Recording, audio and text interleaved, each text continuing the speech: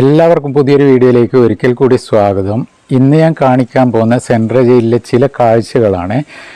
വധശിക്ഷയ്ക്ക് വിധിക്കപ്പെട്ട് ഒരുപാട് പേര് കഴിയുന്നുണ്ട് അവിടെ. അപ്പോൾ ഇനിയൊരാൾക്കും വധശിക്ഷ വിധിക്കാനുള്ള അവസരം ഇല്ലാതിരിക്കട്ടെ. ഈ മയക്കുമരുന്നും അതുപോലെ അത് ഉപയോഗിച്ചിട്ടുണ്ടാകുന്ന ഒരുപാട് പ്രശ്നങ്ങളും നാട്ടിനും വീട്ടിനും എല്ലാം പ്രശ്നങ്ങളായിട്ടും ഒക്കെ സ്വന്തം ജീവൻ പോലും നോക്കാതെ ഒരുപാട് കാര്യങ്ങൾ ചെയ്യുന്ന നമ്മുടെ സമൂഹത്തിൽ നല്ലത് മാത്രം വരട്ടെ എന്ന് ആശംസിച്ചുകൊണ്ട് ആദ്യം തന്നെ തുടങ്ങാൻ നമുക്ക്. ഇവിടെ വധശിക്ഷയ്ക്ക് വിധിച്ച് ആ വധശിക്ഷ എങ്ങനെ നടപ്പാക്കുന്നു എന്ന കാര്യം നമുക്ക് വളരെയധികം വിശദമായിട്ട് പറഞ്ഞു തരാം Koothuparamba special sub jail assistant superintendent Shri Jitendra Krishna സാറാണ്. അപ്പോൾ അദ്ദേഹത്തിൻ്റെ വാക്കുകൾ നമുക്കെല്ലാവർക്കും ശരിക്കും ഒരു ബോധവൽക്കരണം തന്നെ ആയിട്ടുണ്ട്. അപ്പോൾ ആ ഒരു വാക്കുകളും അദ്ദേഹത്തിൻ്റെ വിശദമായിട്ടുള്ള നമുക്ക് പറഞ്ഞു തരുന്ന ആ ഒരു കാഴ്ചയും കാണാം. അതുപോലെ തന്നെ മറ്റ് കുറച്ച് കാര്യങ്ങളും കാണാം. അതേപോലെ തന്നെ വധശിക്ഷയ്ക്ക് വിധിച്ച ഒരു മലപ്പുറത്തുള്ള ഒരു അന്തേവാസിയുടെ ഒരു ക്രിയേറ്റിവിറ്റി ഇതും കാണാം നമുക്ക്. വയനാടിൻ്റെ ആ ഒരു ഉരുൾപൊട്ടലിനെ സംബന്ധിച്ചും അതുപോലെ തന്നെ മയക്കുമരുന്ന് ഉപയോഗിച്ചാലുണ്ടാകുന്ന ഭവിഷ്യത്തും അദ്ദേഹം നമുക്ക് കാണിച്ചു തരുന്നുണ്ട്. ആ ഒരു കാഴ്ചയും കാണാം. അതേപോലെ തന്നെ സെൻട്രൽ ജയിലിലുള്ള മറ്റൊരു കാഴ്ചയും കൂടി അന്തേവാസികൾ ചെയ്ത കാര്യങ്ങളും കൂടി നമുക്ക് കാണാം. എന്തായാലും ഈ വീഡിയോ നമുക്കൊന്ന് കണ്ടിട്ട് വരാം അല്ലേ. സെൻട്രൽ ജയിലിലേക്ക് പോകാം. എനിക്ക് ഭയങ്കര ആഗ്രഹമുണ്ടായിരുന്നു സെൻട്രൽ ജയിലിലെ അന്തേവാസികളെയൊക്കെ കണ്ട് അവരുടെ മാനസികാവസ്ഥയും ഒക്കെ ഒന്ന് അറിയണം എന്നുണ്ടായിരുന്നു. അപ്പോൾ അതുപോലൊരു ഫീല് ഇവിടെ ചെയ്തിട്ടുണ്ട്. നമുക്കെന്തായാലും ഇവിടുത്തെ കുറച്ച് കാഴ്ചകൾ കാണാം. ഒരുപാട് ആൾക്കാർ ഇവിടെ വന്നിട്ട് കാഴ്ചകൾ കാണുന്നുണ്ട്. അതുപോലെ തന്നെ കുറേ കാര്യങ്ങൾ ഇവിടുന്ന് പറഞ്ഞു തരുന്നതും മനസ്സിലാക്കുന്നുണ്ട്. പൂജപ്പുര സെൻട്രൽ ജയിലിൻ്റെ ഒരു കാഴ്ച ഇവിടെ കാണാം. അതുപോലെ തന്നെ നമുക്ക് അടുത്ത് പോകുമ്പോൾ മറ്റൊരു സെല്ലിൽ ഒരാളെയും കാണാം. ഒരു തടവ് പുള്ളിയാണെന്ന് തോന്നുന്നു. അപ്പോൾ സെൽ ബിയിലേക്കാണ് നമ്മൾ പോയത്. അപ്പോൾ ഇവിടെ ഒരു അന്തേവാസിയുണ്ട്. എന്ത് കുറ്റത്തിനായി ഇദ്ദേഹത്തെ ശിക്ഷിച്ചതെന്ന് അറിയില്ല. അപ്പോൾ അദ്ദേഹത്തിന് ഭക്ഷണം കഴിക്കാൻ 2 പ്ലേറ്റ് ഉണ്ട്, ഗ്ലാസ് ഉണ്ട്, ചെറിയൊരു പാത്രമുണ്ട്, അതുപോലെ കിടക്കാനൊരു തറയുണ്ട്, പുൽപ്പായുണ്ട്. പിന്നെ അവിടെ കണ്ടത് കുളിക്കാനുള്ള ഒരു സ്ഥലമുണ്ട്. എന്താ ഇവരുടെ കുറ്റം എന്നറിയില്ല. സാറ് നമസ്കാരമുണ്ട്. ഇവിടെ തൂക്കുകാർ കാണുന്നുണ്ട്, ഒരാളെ തൂക്കാൻ റെഡിയായിട്ട് ഇങ്ങനെ നിൽക്കുന്നത് കാണുന്നുണ്ട്. അപ്പൊ ഇതിനെപ്പറ്റി നമ്മൾക്കൊന്ന് വിശദീകരിക്കാം. അതെ, തീർച്ചയായും. നമ്മളിത് ജയിലുകളിൽ വധശിക്ഷ നടപ്പിലാക്കുന്നത് പൊതുജനങ്ങൾക്ക് അറിവിലേക്ക് കാണിച്ചിരിക്കുന്നതിനാണ് നമ്മളിങ്ങനെ മോഡൽ കാണിച്ചിരിക്കുന്നത്. കാരണം ഒരു പ്രതികളെ വധശിക്ഷ വിധേയരാകുന്നതിന് പത്രത്തിലൊക്കെ വായിക്കുന്നതല്ലാതെ പൊതുജനത്തിന് അറിയില്ല എങ്ങനെയാണ് എന്താണ് നടപ്പിലാക്കുന്നത്, ജയിലിൽ എന്താണ് സംഭവിക്കുന്നത് അറിയില്ല. അപ്പോൾ അവർക്ക് സിമ്പിളായിട്ട് ഇത് മനസ്സിലാക്കി കൊടുക്കാനാണ്. എന്നാൽ ചിന്തിക്കും ഇതൊരു നെഗറ്റീവ് സംഭവമല്ല, ഇങ്ങനെ ഒരു മേളയിൽ ശിക്ഷ നടപ്പിലാക്കുന്ന രീതിയൊക്കെ കാണിക്കുന്ന മോശമല്ല. പക്ഷെ നമ്മുടെ പുതുതലമുറ ഇതിനെക്കുറിച്ച് അറിയണം. കാരണം ഹീനമായ കുറ്റകൃത്യം ചെയ്യുന്നവർ മാത്രമാണ് വധശിക്ഷ വിധേയരാക്കാറുള്ളത്. അതുപോലെ ഭാവി തലമുറ അറിയണം ഇങ്ങനെ കുറ്റകൃത്യങ്ങൾ ചെയ്താൽ ഇങ്ങനെയുള്ള ശിക്ഷകൾ അതികഠിനമായ ക്യാപിറ്റൽ പണിഷ്മെന്റ് എന്നാണ് പറയുന്നത് വധശിക്ഷയ്ക്ക്. ഇങ്ങനെയുള്ള കുറ്റകൃത്യങ്ങൾ ഉണ്ട് എന്ന് നമ്മുടെ തലമുറ അറിയുകയും വേണം. അതിനുവേണ്ടിയാണ് ജയിലിലേക്ക് ഇങ്ങനെ ഒരു സംവിധാനം ഇവിടെ ഒരുക്കിയിരിക്കുന്നത്. അപ്പോ വധശിക്ഷയ്ക്ക് വിധിക്കപ്പെട്ട പ്രതിയെ ജയിലിലേക്ക് അയക്കുമ്പോൾ നമുക്ക് ബ്ലാക്ക് വാറണ്ട് എന്ന് പറഞ്ഞൊരു വാറണ്ട് കൂടി ലഭിക്കാറുണ്ട്. അതിനെ മരണ വാറണ്ട് എന്നാണ് അറിയപ്പെടുന്നത്. ആ വാറണ്ടിൽ എഴുതിയിരിക്കും ഇന്ന പ്രതിയെ ഇത്രയും ദിവസം ഇത്ര സമയത്ത് മരണം വരെ തൂക്കിലിടണം എന്ന് പറഞ്ഞിരിക്കും. അപ്പൊ ആ കോടതി ഉത്തരവ് നമ്മൾ നടപ്പിലാക്കുകയാണ് ജയിലുകളിൽ ചെയ്യുന്നത്. കോടതി ഉത്തരവ് നടപ്പിലാക്കുന്നതിലേക്കായി നമ്മൾ ആദ്യം ചെയ്യുന്ന നടപടി എന്താണെന്ന് വെച്ച് കഴിഞ്ഞാല് ഈ പ്രതിയുടെ കയർ തൂക്കിക്കൊല്ലാനുള്ള കയർ നിർമ്മിക്കുകയാണ് ആദ്യം ചെയ്യുന്നത്. ഇത് ജയിലിലെ മാനുഫാക്ചറിങ്ങിലാണ് ചെയ്യുന്നത്. പരിക്കുമൂലം ചെയ്ത് ഈ കയർ വെച്ചിട്ടാണ് തൂക്കുന്നത്. ഇതിന് 2 കയറുകൾ ചെയ്യാറുണ്ട്. ഒന്ന് സ്പെയറായിട്ടാണ് ഉപയോഗിക്കുന്നത്. ഇത് വളരെയധികം ശക്തിയോടുകൂടിയ കയറാണ്. ഈ തൂക്കുകയറിന് പ്രതിയുടെ 3 ഇരട്ടി വെയിറ്റ് ഭാരം വരുന്ന വസ്തു ഉപയോഗിച്ച് കല്ലുകൾ എന്തെങ്കിലും ഉപയോഗിച്ച് തൂക്കി നോക്കാറുണ്ട്. കാരണം ഇത് ഒരിക്കലും എന്ത് ചെയ്യാൻ പാടില്ല, പാടിപ്പോകാൻ പാടില്ല. അതിനു വേണ്ടിയിട്ട് കയറിന്റെ സ്ട്രെങ്ത് പരിശോധന നടത്താറുണ്ട്. അത് കഴിഞ്ഞിട്ട് അപ്പൊ നമുക്ക് തൂക്കിക്കിടാനുള്ള കയറായി അടുത്ത് നമുക്ക് വേണ്ടത് ഒരു ആരാച്ചാരാണ്. ജയിലുകളിൽ തൂക്കിക്കിടയ്ക്ക് വേണ്ടി വിദ്യാർത്ഥികളെ സഹായിക്കുന്ന ആൾക്കാരെയാണ് ആരാച്ചാർ എന്ന വിഭാഗത്തിലേക്ക് പറയുന്നത്. ഇതിനുവേണ്ടി സാധാരണയായി തമിഴ്നാട്ടിലെ ഒരു വിഭാഗം ആളുകളാണ് സാധാരണയായി മുന്നോട്ട് വരാറുള്ളത് ഈ ജോലിക്ക്. അങ്ങനെയുള്ള ആൾക്കാർ അഥവാ ആരാചാരം ലഭ്യമായില്ല എങ്കിൽ ഏതെങ്കിലും ഒരു ജയിൽ ഉദ്യോഗസ്ഥൻ തന്നെ ഈ കൃത്യം നടപ്പിലാക്കാൻ സന്നദ്ധമായി മുന്നോട്ട് വരും. ആ ഉദ്യോഗസ്ഥൻ ആരാണെന്നുള്ള കാര്യം വളരെ സീക്രട്ട് ആയിട്ട് വെച്ചിരിക്കും, പുറത്ത് പറയില്ല. അപ്പോ കയർ റെഡിയായി, ആരാചാരി വന്നു, അടുത്ത് ഈ പ്രതിയെ പിടിയിലേക്കുന്ന നടപടികളാണ്. അപ്പൊ അന്നേ ദിവസം രാവിലെ ഈ പ്രതിയെ താമസിപ്പിച്ചിരിക്കുന്ന കണ്ടന്റ് സെൽ എന്ന് പറയുന്ന സെല്ലിലാണ് വധശിക്ഷാ പ്രതികളെ പാർപ്പിക്കാറുള്ളത്. ആ കണ്ടന്റ് സെല്ലിൽ നിന്ന് ഇയാളുടെ ദിനചര്യകൾ നടത്തിച്ചതിന് ശേഷം ഇയാൾക്കുള്ള പ്രാഥമിക രാവിലത്തെ ഭക്ഷണവും കൊടുത്തതിന് ശേഷം ഇയാളെ പാർപ്പിച്ചിരിക്കുന്ന കണ്ടന്റ് സെല്ലിൽ നിന്നും ഈ ഗ്യാലേസ് സ്ഥിതി ചെയ്യുന്ന ബ്ലോക്കിലേക്ക് കൊണ്ടുവരും. ഗ്യാലേസ് എന്ന് പറഞ്ഞാൽ കരിമരം ജയിലിന്റെ ഒരു ഭാഗത്ത് ഉള്ള ഒരു കെട്ടിടമാണ്.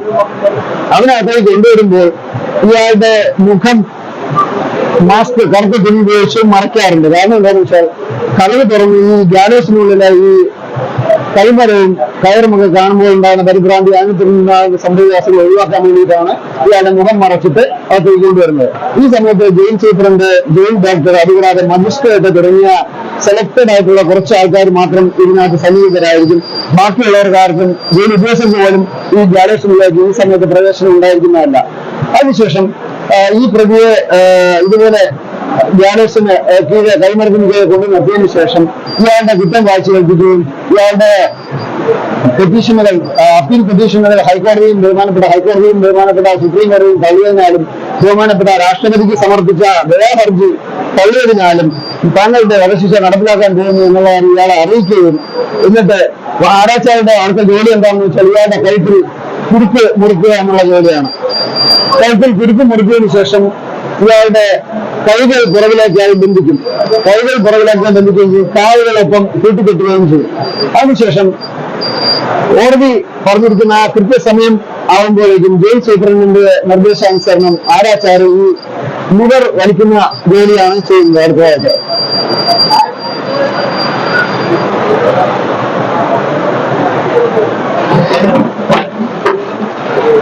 അപ്പോ ലിവർ വലിക്കുന്നതോടുകൂടി ഇയാളുടെ ശരീരം കുഞ്ഞി മരണം സംഭവിച്ച് താഴേക്ക് 1.5 അടി താഴ്ചയുള്ള ഒരു കുഴിയിലേക്ക് ഇങ്ങനെ പോവുകയാണ് ചെയ്യുന്നത്. ആ കുഴിയിൽ കാലുകൾ നിലം തൊടാതെ 1 മണിക്കൂറോളം ഇയാളുടെ ബോഡി അങ്ങനെ സൂക്ഷിക്കുന്നതാണ്. അപ്പോഴേക്കും മരണം ഇതിനോട് സംഭവിച്ചിട്ടുണ്ടായിരിക്കും. എന്നാലും കോടതി ഉത്തരവ് പ്രകാരം നമുക്ക് വരുന്ന എന്താണ്, മരണം വരെ തൂക്കിലേറ്റണമെന്നാണ്. അതുകൊണ്ട് മരണം ഉറപ്പാക്കാനായിട്ട് ഡോക്ടർ ഇതിലേക്ക് ഇറങ്ങി ചെല്ലാനുള്ള ഒരു പടിക്കെട്ടുണ്ടായിരിക്കും. ആ പടിക്കെട്ടിലൂടെ ഡോക്ടർ താഴെ ഇറങ്ങിച്ചെന്ന് ജയിൽ മെഡിക്കൽ ഓഫീസർ ഡോക്ടറെ ഈ പ്രതിയുടെ ജീവന്റെ തുടിപ്പ് എന്തെങ്കിലും ഉണ്ടോ എന്ന് അവസാന കണിക വല്ലതും ഉണ്ടോ എന്ന് പരിശോധിക്കുകയും മരിച്ചു എന്ന് ഉറപ്പുവരുത്തിയതിനു ശേഷം കൈക്കുള്ള കുരുക്കുകൾ മാറ്റിയിട്ടാണ് പിന്നീട് ഇയാളുടെ ശരീരം ബന്ധുക്കൾക്ക് വിട്ടുകൊടുക്കുന്നത്. നമ്മുടെ നാട്ടില് 1991 വിക്ടർ ചന്ദ്രൻ എന്ന പ്രതിയെ കേരളത്തിലെ അവസാനമായിട്ട് തൂക്കിലേറ്റിയത് ഈ കണ്ണൂർ സെൻട്രൽ ജയിലിലാണ്. അതിനുശേഷം നമുക്ക് ഇതുവരെ ഒരു പ്രതികളെയും തൂക്കിലേറ്റാൻ കഴിഞ്ഞിട്ടില്ല. അതിനുള്ള കാരണം എന്താണെന്ന് വെച്ചാൽ വധശിക്ഷ നിരോധിച്ചതുകൊണ്ട് അല്ലെങ്കിൽ ഇത് നാട്ടിൽ ഇപ്പോൾ ഇല്ലാത്തതുകൊണ്ടോ ഒന്നുമല്ല. കാരണം ഡൽഹിയിൽ ഓടുന്ന ബസ്സിൽ നിർഭയ എന്ന ഒരു പെൺകുട്ടിയുടെ കഥ കേട്ടിട്ടുണ്ടായിരിക്കും. ആ പെൺകുട്ടിയെ ക്രൂരമായി റേപ്പ് ചെയ്ത പ്രതികളൊക്കെ നമ്മുടെ ഇന്ത്യയിൽ ഇതിനകം തൂക്കിക്കൊല്ല നടത്തി കഴിഞ്ഞിട്ടുണ്ട്. കേരളത്തിലുള്ള പ്രതികൾ ഇപ്പോൾ ഏകദേശം 10-20ഓളം വധശിക്ഷ പ്രതികൾ ഈ വധശിക്ഷ കാത്ത് കഴിയുന്നുണ്ട്. പക്ഷെ അവർക്ക് നമ്മളിത് നടത്താൻ കഴിയാത്തതാണ്. അവരുടെ അപ്പീലുകൾ വിവിധ കോടതികളിൽ, ഹൈക്കോടതിയിലും സുപ്രീം കോടതിയിലും പിന്നെ രാഷ്ട്രപതിയുടെ പെറ്റീഷനിലും ഒക്കെ നിലനിൽക്കുന്നത് കൊണ്ടാണ് ഇതുവരെയും ചെയ്യാൻ കഴിയാത്തത്. പല പ്രതികളുടെയും വധശിക്ഷ ജീവപര്യന്തമായി കുറച്ചു കൊടുക്കുകയും ചെയ്യുന്നുണ്ട് കോടതികൾ. അതിനാൽ നമ്മുടെ നാട്ടിൽ ഇതുവരെയും ഇത് നടപ്പിലാക്കിയിട്ടില്ല. വിദേശ ജയിലുകളിൽ അമേരിക്ക പോലുള്ള രാജ്യങ്ങളിലൊക്കെ ഇലക്ട്രിക് കസേരയിൽ ഇരുത്തി കൊല്ലുന്നതും അല്ലെങ്കിൽ വിഷം കുത്തിവെച്ച് കൊലപ്പെടുത്തുന്നതുള്ള രീതികളൊക്കെ ഉണ്ടെങ്കിലും നമ്മുടെ നാട്ടിൽ ഇപ്പോഴും പരമ്പരാഗതമായ രീതിയിലുള്ള ഈ കഴിമരം രീതിയാണ് നിലനിന്ന് വരുന്നത്. ഇങ്ങനെയാണ് ജയിലുകളിൽ വധശിക്ഷ നടപ്പിലാക്കുന്നത്. ഇത് പൊതുജനങ്ങളുടെ അറിവിലേക്കായി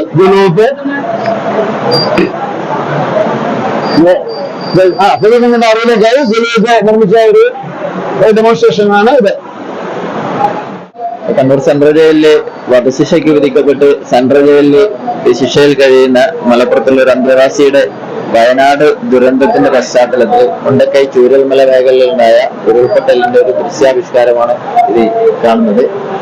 ഇപ്പോ അതിനകത്ത് ഒഴുകിപ്പോയ സ്കൂളുകള്, കെട്ടിടങ്ങളുടെ അവശിഷ്ടങ്ങള്, വീടുകളുടെ ഒക്കെ അവശിഷ്ടങ്ങള്, അതുപോലെ തന്നെ നമ്മള് വെള്ളപ്പൊക്കത്തില് വെള്ളം കടന്നുപോയ വഴികള്, കാര്യങ്ങള്, പിന്നെ സൈന്യം നിർമ്മിച്ച ബെയിലി പാലം, അതുപോലെ തന്നെ അന്നൊരു രാത്രിയിൽ ആനയുടെ ചുവട്ടിൽ കിടന്ന് രക്ഷപ്പെട്ട അമ്മയും മകളും ഇതിന്റെയൊക്കെ ഭാഗങ്ങൾ ഇവിടെ വലിയ ഭംഗിയായിട്ട് നിർമ്മിച്ചിട്ടുണ്ട്. ജയിലിനകത്ത് കിട്ടിയ മരങ്ങളും അതുപോലെ തന്നെ ചെറിയ മരത്തിന്റെ അവശിഷ്ടങ്ങൾ, കല്ല്, മണല്, പൂക്കൾ, ഇങ്ങനെയുള്ള ചെറിയ കാര്യങ്ങൾ വെച്ചിട്ടാണ് ഇത് നിർമ്മിച്ചിട്ടുള്ളത്. ചെറിയ സമയം കൊണ്ട് കുറച്ച് കാര്യങ്ങൾ വിശദീകരിച്ചതിന് ഒരുപാട് സന്തോഷമുണ്ട്. പേരെന്താ?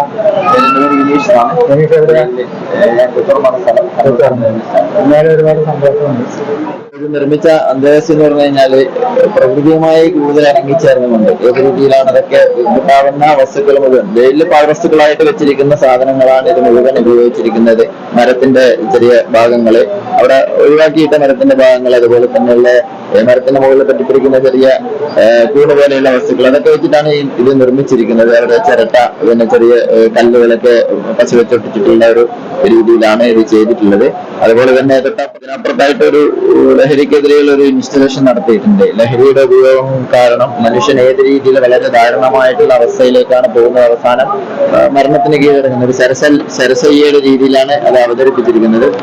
കുറച്ച് അന്തേവാസികളുടെ സഹായത്തോട് കൂടിയിട്ട് ഈ പറഞ്ഞ അന്തേവാസി തന്നെ നിർമ്മിച്ചതാണ്, മൂപ്പരുടെ ഇതിൽ നിർമ്മിച്ചതാണ്. അത് ഒരു മനോഹരമായ ഒരു ശില്പം തന്നെയാണത്.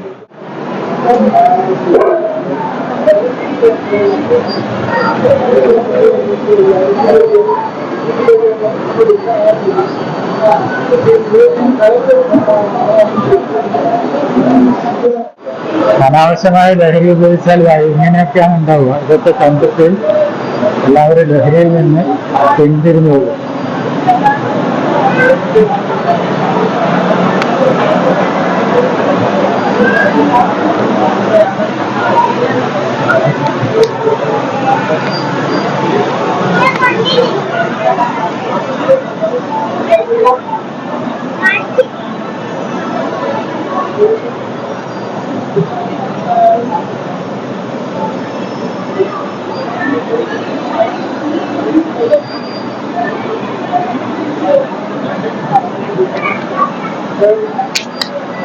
അരുത് ലഹരി ഉപയോഗിക്കരുത്.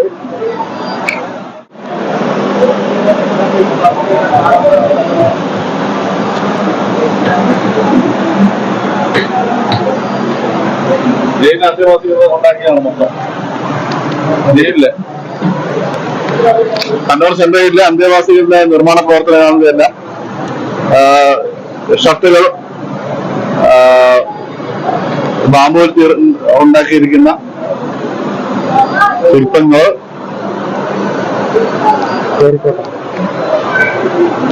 മുതൽ ചിത്രങ്ങൾ, കുപ്പിയിൽ നിർമ്മിച്ചിരിക്കുന്ന കപ്പലുകൾ, മൊമെന്റോകൾ, കളിപ്പാട്ടങ്ങൾ, ഇതെല്ലാം ജയിലിലെ അന്തേവാസികൾ നിർമ്മിച്ചിട്ടുള്ളതാണ്.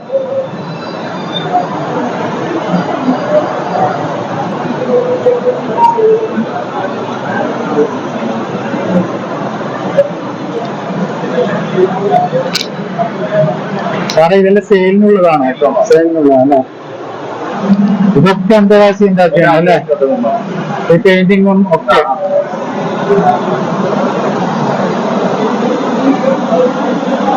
കൂടുതൽ സമയം എടുക്കാൻ ഇതൊക്കെ അന്തേവാസികൾ ഉണ്ടാക്കിയെന്നാണ് പറയുന്നത്. അതുപോലെ ഇതൊക്കെ ഉണ്ട്, ഡ്രസ് ഇതൊക്കെ തയ്ച്ച്. ഷർട്ടുകളെല്ലാം നമ്മള് തുണി ജയിലിൽ തന്നെ നെയ്തെടുത്ത തുണിയാണ്. ജയിലിൽ തന്നെ നെയ്തെടുത്ത തുണിയാണ് അത് ജയിലിൽ തയ്ച്ചിട്ടുള്ള അന്തേവാസികള് തയ്ച്ചിട്ടുള്ള അതാണല്ലേ. അപ്പൊ നല്ല പഠിപ്പിക്കുന്നതും കൂടിയാണ് ഇല്ലേ? ജയിൽ.